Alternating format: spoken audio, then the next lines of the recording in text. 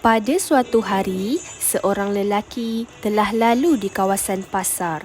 Beliau berasa aneh dengan keadaan manusia yang sibuk dengan hal dunia dan tenggelam dalam urusan jual beli. Beliau kemudian berkata, "Alangkah lemahnya kalian, wahai penduduk Madinah." Mereka kehairanan lalu bertanya, mengapa lelaki tersebut beranggapan sebegitu? Maka beliau menjawab, harta peninggalan Rasulullah sallallahu alaihi wasallam sedang dibahagikan, sedangkan kalian sibuk berada di sini. Apakah kalian tidak mahu berada di sana dan mengambil bahagian kalian daripada harta Rasulullah sallallahu alaihi wasallam? Dengan penuh keinginan, mereka bertanyakan di mana lokasi pembahagian harta tersebut. Lelaki itu kemudian memberitahu bahawa baginda sallallahu alaihi wasallam sedang membahagikan hartanya di dalam masjid. Mereka kemudian meluru berlari ke masjid.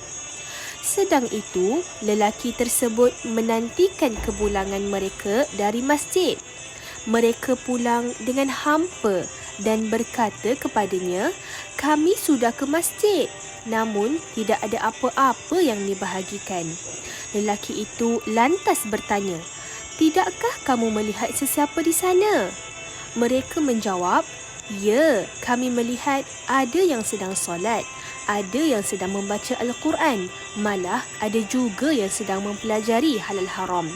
Beliau berkata, "Alangkah ruginya andai kata kalian tidak tahu. Itulah warisan Rasulullah sallallahu alaihi wasallam." Namun begitu, siapakah gerangan lelaki yang sangat mencintai ilmu tersebut sehinggakan beliau berasa aneh dengan penduduk Madinah yang sibuk dengan urusan dunia? Oleh yang demikian, tak kenal maka tak cinta. Beliau merupakan Abu Hurairah radhiyallahu anhu. Seterusnya, mari kita melihat pula kepada biografi Abu Hurairah yang sangat dihormati dan disegani. Nama jahiliah Abu Hurairah adalah Abu Syams dan beliau juga digelar sebagai Abu Aswad. Nama selepas beliau memeluk Islam adalah Abdul Rahman bin Syakh Ad-Dawsi Al-Yamani dan gelaran selepas beliau memeluk Islam adalah Abu Hurairah. Abu Hurairah merupakan keturunan Dausi yang berasal daripada Bani Daus bin Atan. Cara beliau memeluk Islam adalah melalui Tufail bin Amir Ad-Dausi, yakni salah seorang pemimpin suku Daus. Jumlah hadis yang diriwayatkan oleh Abu Hurairah adalah sebanyak 5,374 buah hadis menurut Ibnu Jauzi dalam Musnad Ibnu Hanbal. Beliau dilahirkan pada tahun 598 Masihi dan tarikh beliau memeluk Islam adalah pada awal tahun ke-7 Hijrah.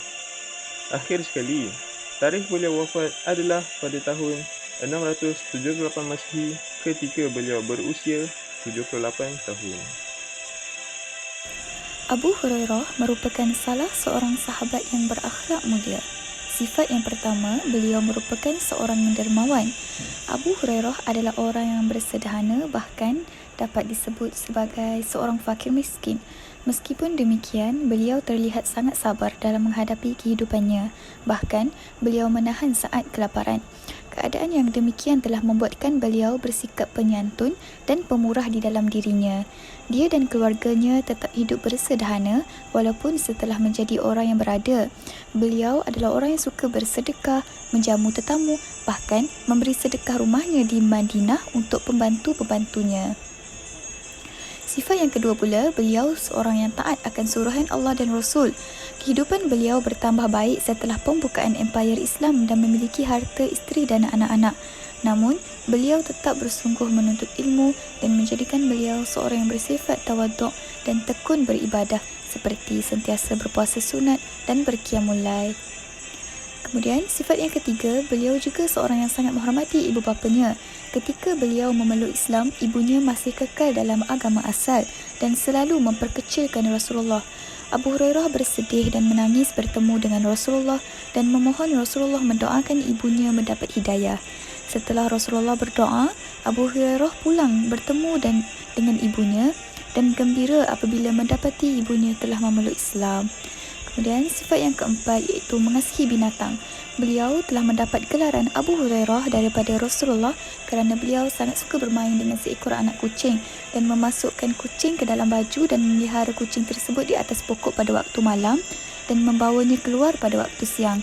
Minat ini timbul di dalam diri Abu Hurairah setelah mendengar hadis Rasulullah yang menceritakan tentang seorang wanita yang dimasukkan ke dalam neraka kerana telah mengurung seekor kucing sehingga mati kelaparan. Berikut ialah bidang ketokohan Abu Hurairah. Antaranya ialah bidang periwayatan hadis. Beliau merupakan sahabat yang paling banyak meriwayatkan hadis, iaitu sebanyak 5,372 buah hadis. Selain itu, bidang penulisan Al-Quran, di mana beliau telah menyertai sahabat yang masyhur dalam penulisan Al-Quran seperti Ubay bin Ka'ab. Hal ini membuktikan bahawa Abu Hurairah turut dikenali sebagai pakar rujuk dalam penulisan Al-Quran pada zamannya. Seterusnya, bidang usul fiqh.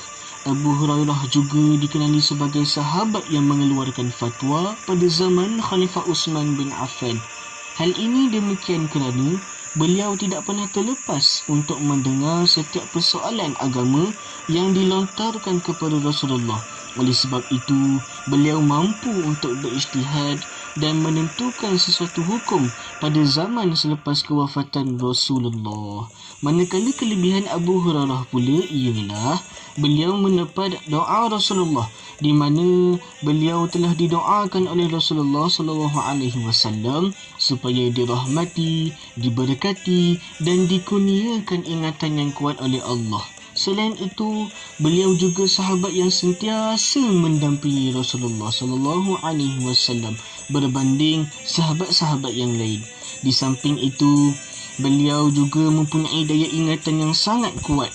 Oleh sebab itu, hadis-hadis yang diriwayatkan oleh beliau tidak diragui sama sekali. Seterusnya kita beralih kepada sumbangan Abu Hurairah.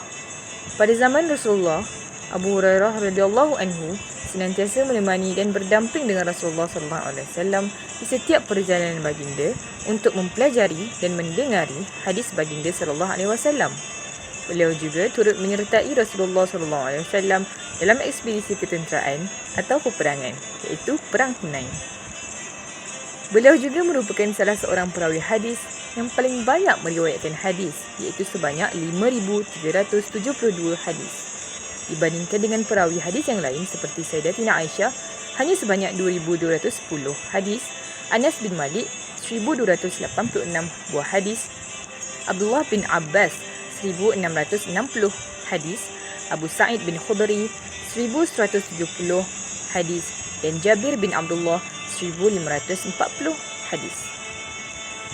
Kemudian pada zaman sahabat, beliau turut meriwayatkan hadis dari para sahabat Nabi yang lain seperti Sayyidina Abu Bakar As-Siddiq, Sayyidina Umar bin Al-Khattab, Sayyidina Uthman bin Affan dan Sayyidatina Aisyah serta sahabat-sahabat yang lain.